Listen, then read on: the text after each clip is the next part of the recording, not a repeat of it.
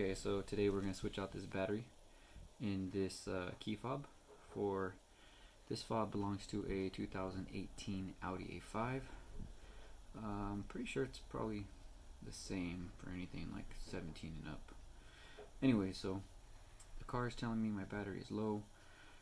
I thought it was going to be something. I went to Audi. I thought I was going to have to take both of my keys and they would change the batteries out. Well, the guy was very helpful, and he told me that it's very simple actually.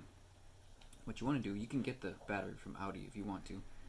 They're going to charge you about $10 more. So it's a CR2032. You can get it at like Walgreens or some shit like that, I'm sure.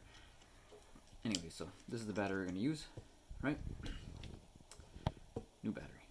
What you do is, you got these two buttons on the side of your fob.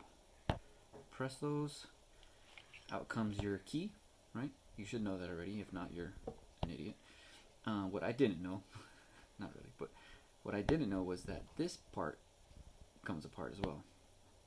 So what you do is you press these two things in, and sometimes you might have to use this key to get this out. Pop this out a little bit. It's kind of tedious. So, see what I mean? Kind of hard to get out, right?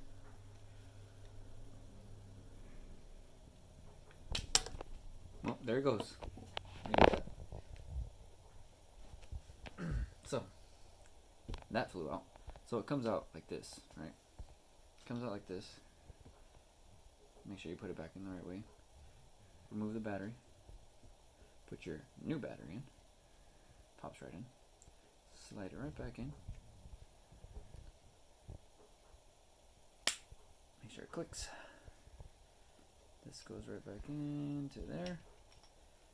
Make sure it clicks. That's it, you're done.